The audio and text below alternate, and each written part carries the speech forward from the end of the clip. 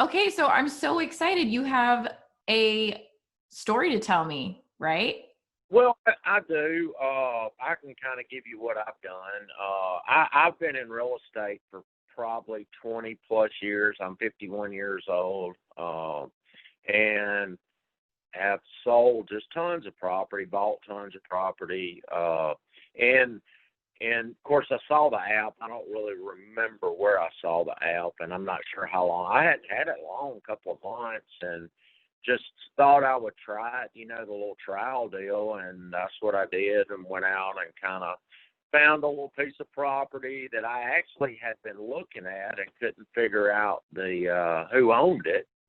And once I got the app, it took me right to the owners, which I live in Mississippi, and they were in California. So a few phone calls later, got a contract on it, and the local attorney closed it out, so it worked out great. Turned around and sold it a week later. So did pretty good on that one. So anyway, that's really the only one. I've been out looking since then. I have found some and sent out some postcards, phone calls, and emails, and made a few contacts, but nothing solid. But like I said, I'm all new at this. Well, I'd say that's a pretty good though that you got. Do you mind me asking what your assignment fee was on that one? What do you mean assignment? What I made on it? I made about 15 grand on it. Hey, that sounds pretty good to me. Yeah, that's not too bad. Not too bad. Probably could have. I'm more of a. I like the quick flips. Love them. Of course, and I'm sure it is there too. Inventory's down now because of interest rates. Houses are harder to find, and I'm one that'll go in and do a lot of the rehab myself. I've got crews and people that work for me, and we'll actually go in the crews, take the crews in and do everything. But they didn't get to do this one because I flipped it too quick. So, which is fine. Uh, uh, but So you said you've been in real estate for a while. What made you decide to go do driving for dollars, or how were you doing it prior to driving for dollars? Mostly MLS. And like I said, I've been in the business long enough to where people know me, know I'll do a quick cash buy. And that's how I found most of my deals. And, I still find deals that way. So, I'm trying to remember, maybe I was just searching, how to find deals or something on the internet, and that's how I ran across it. I think that's how I ran across the DealMachine. I love it. So you you did flip more than wholesale, right? I do, and not necessarily just, I do it to help other people as far as keep them busy. I've got, like I said, people that work for me, and, I give them something to do, let them make some money, and, kind of do it that way. Of course, quick flips are fine, I mean, they're fine. So. And where are you again? You said you're in Mississippi. Where in Mississippi? It's a little town called Canton, Canton, Canton, Mississippi. And is that the only market you're in, or are you kind of branching out from there too? Well, I'm in Mississippi. I just mainly do probably within 20 or 30 miles of my house. Okay. Hey, I like it. Because then I love that you Yeah, said that it's all about relationships too. yeah, and I do development too, bigger land developments. I do hunting land development, so I kind of do a little bit of all that stuff. And I don't have my real estate license. I'm strictly a real estate investor, so that's kind of what I do full time and have been doing it for a long time. So What and Oh, go ahead. Sorry. Well, and I did have a couple of questions for you if I could ask. Yeah, yeah, go ahead. Uh, like, all right, when I'm out looking for leads and I'm doing the driving, uh, and of course, I look for, grown up a little bit or, stuff set out by the street or something like that. Is that what everybody else does? Is that kind of the same thing, how they find them? Yeah, so definitely all that you listed right there, tall grass. I've personally also heard people, and I've been adding more of these properties as well, as ones that just look outdated. They don't necessarily look super distressed, but you can kind of tell, like, there's a ramp in the front. Maybe it's somebody who, you know, is transitioning their mother or somebody to a nursing home. I know that was one member they mentioned that had happened. But I mainly look for the kind of what you were saying is the, distress part of it. The grass overgrown is huge, and also the mailbox being overstuffed. I see Yeah.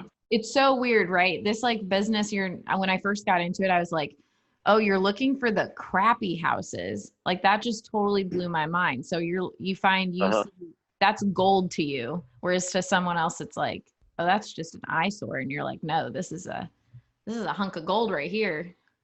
That's right. That's right. Yeah, I can, and not everybody can see that stuff.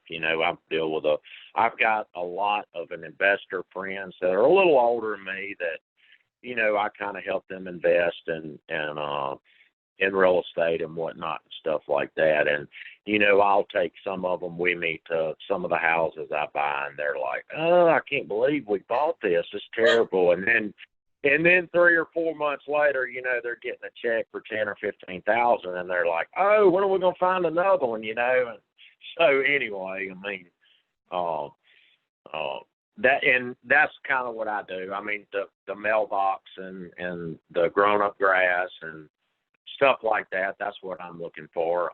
And of course, it's got to be the same there. I mean, are y'all finding it a little harder to find the houses right now because the interest rates are so low and everybody's buying? So around here, nothing's really slowed down. We're in Indianapolis. I haven't seen much slowed down, but I have noticed that a lot of the properties that have been so I find a lot of corporate owned ones that have been kind of sitting here, and I think they were all just like waiting for a while, and now they're starting to flip them. So I don't really know Okay. why they're starting to. I'm wondering if they're just like, okay, I need to just invest in this now, or else they don't want to sell it. I don't really know, but it's actually been pretty steady here in at least the metropolitan area. I'm not quite sure in more of the rural how that's going. Are mainly the houses you get, like was the one that you got absentee then? Yeah, because you said they live in No, it California. was it was corporate owned out of Florida. Got it. And the other one that I ran across that did not work out was also corporate owned out of California. Oh, Uh, and of course that deal didn't. He wanted too much, but it made a contact. He knows yeah. me now and knows I'm a buyer, and it might circle back around. You know how that stuff works. So, and I've noticed I get more response from the corporate stuff. If I go by, click on it, and it's absentee, of course I do try to make contact. But mostly, well, I mean, like I said, it's only been a month or so since I've had it. So, but I have noticed that I do get more response from the corporate owned stuff.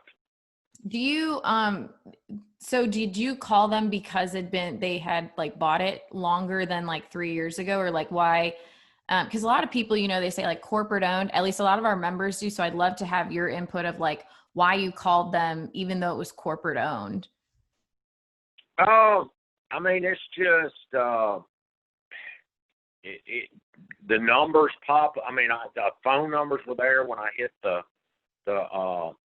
I guess the more information or whatever. The numbers would pop up easier. The absentee numbers, I found the ones that I've looked at have not been good numbers. Some of them hadn't been good numbers, and just ended up just kind of, they're still sending out. Like I got a postcard back the other day from one I had sent from an absentee owner that I guess the address wasn't even good anymore, so I don't know, and I'm still learning, I mean, I have literally, and I was trying to, when I started out, just writing, just saying, I would focus on getting 3 deals a day. Mm-hmm. And now I focus more on, more of I guess, a corporate owned lead. I try to go out and that's more of what I look for now. Not that if I see absentee owner, but if I do see a corporate own, it just seems like it's easier for me. Yeah, no, I love that. Because like I said, a lot of people just kind of think, oh, well, they're not going to want to sell. But like you just showed that you can't just say, I mean, if it's distressed, you might as well just try. And I always tell people if they're not wanting to sell, you could at least ask them if they want to buy houses like that. And you could put them on like a buyer's list. Huh. Okay. I mean, you can never have too many buyers for as a wholesaler. No, absolutely not. Never. What would you, since you've been in this business for so long, like what would you say to someone who's like starting or wanting to think about like flipping or getting into real estate investing? What would be something you wish you would have known like when you started out? Oh, that's a hard question. I mean, you just, I mean, honestly, I've had partner after partner. You got to be careful with your partners. I've helped a bunch of people get into real estate, and they start seeing the dollar signs, and then they'll kind of go off behind your back and stuff like that. And honestly, I've not told people around here about this app. And don't plan on it. Be honest with you, because I don't want them. It's kind of we've got some investors around here that do have some cash, and they'll snatch up these MLS stuff. And apparently right now, with this app, I can pick up a few leads that they can't. And they've asked me, well, how'd you find that? And I'm like, well, I'm just cutting you in. Just, be thankful. And that's what I do. I love it. It's going to be the best. And I guess it's kind of shrewd, but you kind of find a little niche. You gotta run with it, because before long this app will get out for everybody. I would assume. These investors will hear about it and jump on board, and it'll get harder to find then. But by then I'm thinking, in a couple of years, this economy's going to slow back down. These interest rates are going to go back up, and then your foreclosure market will be back around, So, I'm in it for the long haul. I've been in it for a long time. I went through the '08 crash, and, I've been in it for a long time. So, I've got a little bit saved where I can ride it out a while if I have to. So. Well, so you said you're in for the long haul. Do you foresee yourself like having maybe people driving for you, like to add properties in the area? I actually hooked up with one of my friends on mine, and I'm going to probably put another one on. But they hadn't really produced, they both have jobs, and just, I don't know if they're older like me, 51, so they hadn't really, I don't know if they hadn't figured it out or just kind of lazy, but as far as hiring a driver, not really. I mean, I kind of enjoy getting out looking and finding my own deals. Maybe later on, finding somebody younger to get out and do it, probably good. I don't know if our area is big enough, I mean, to have several drivers. I mean, right. Heck, I can cover, most of our area, just bumping around like a few hours a day, just kind of doing it. No, I totally understand that. You're like going to be I just love that they ask you where you get it and you're just like, "Oh, I found it." No, it's no big deal. It's not. Yeah, something else I would tell I guess the new real estate investors, it's a great business, tons of money to be made. Put that money up until you get way ahead of the game, because there are going to be some deals that you are going to lose on, and there is going to be a rainy day. You've got to put back for that rainy day, because the market's going to slow down. But if you've got that money saved up for that rainy day, when that market goes down, that's when you're going to find the home run deals. That's when you're really going to find the deals, and if you can afford to sit on them and ride them out for a little while, that's where you're going to make your money. Would you say there's a certain like percentage they should probably put away? And like, cause so many people are like, okay, how much do I reinvest back into my business? And how much do I save? Do you have a certain number, or do you just like know, hey, I'm putting this much away and I'm going to put Well, this? I mean, like if I did, just say I did that $15,000 deal, I didn't need that. I didn't need that much of that money. I took probably $3,000 out and put the rest just up in one of my accounts, just kind of stuck it back. If I need it, of course, for a deal, I'll use it. But if I don't, it'll just sit there, I've got, probably most investors do. They have credit lines, HELOCs and stuff like that they buy with. Cash, I like using the cash. Money's so cheap right now, and deals are flipping so quick, so it's okay to use the bank. But once this rainy day stuff gets here and times get tough, that cash is going to be nice. Oh yeah, no. And you're just like, I'm sorry to ask you so many questions, but I'm just really intrigued about how like, you're I have so many questions. Sorry. I'm trying to figure out which one I want to ask first.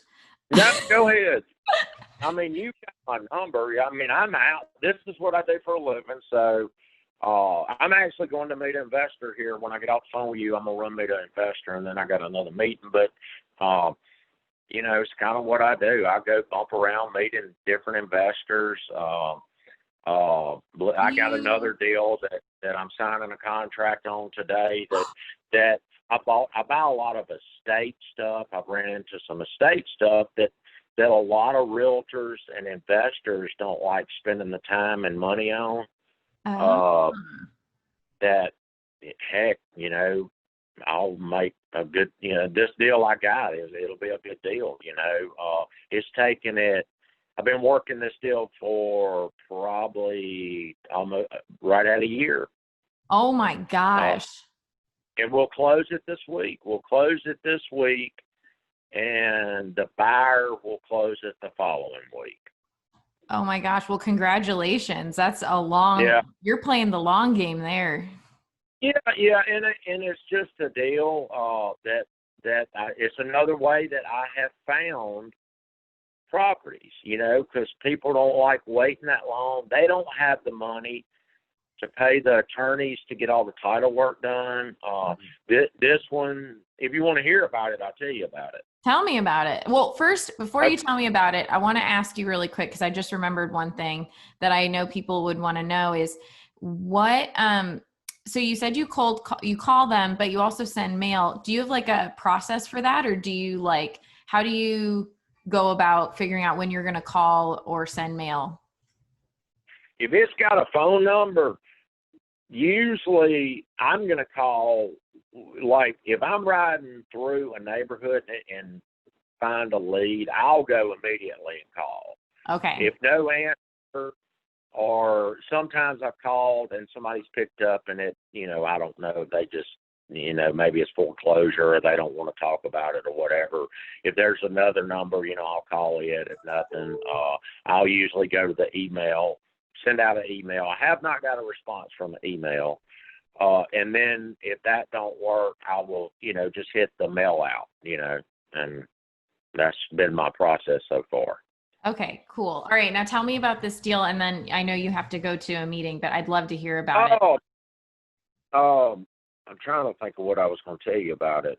It's just God, the the it the house was sold, and it was a gentleman that had passed away, and I mean, like, this house is 4,500 square feet in the greatest school district in Madison County, Oh, and so one of my, I call him headhunters. He's a guy, and he don't have a lot of cash, but he'll call me, and I'll, pay him a finder's fee. So he calls me and, hey man, I got this house, and looked at it, and I said, yeah, I'll fool with it, and so in the meantime, there's like 9 heirs in this project. So I hired an attorney. Now I literally spent 30 grand with this attorney, but he told me he could close it. So I didn't feel bad about spending the money because I knew he could close it. I knew it would just take time.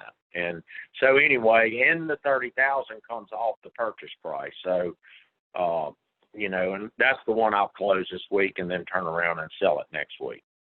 oh my gosh. I like 9 airs. I just had one of our members say she had 14 on one and she was trying to figure out how to work. Yeah.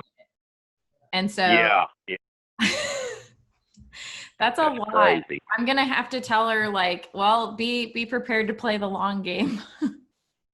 Yeah, I mean, it's here's the thing about it. If you've got a little money, like I said, kind of, have a little money for the stuff, and you don't have to put out the big purchase money until you close on it till the title's clean anyway. And I'm always shopping this stuff, like literally I've been working this deal the whole time, so I love it. it's Well, hard. congratulations for a long haul of a deal, but it sounds like it's going to be pretty good for you. Yeah, yeah, that's right. That's right. Awesome. Well, I don't want to take up more of your time, but I really appreciate you being on the call with me, and I'd love to send you some DealMachine swag. Okay, perfect. Thank you very much. If you've got any more questions, just call anytime. Let me know and call. Thank you so much. Thanks so much, Ricky. I hope you have a good one. All right, you too. Thank you. All Bye-bye. right, bye.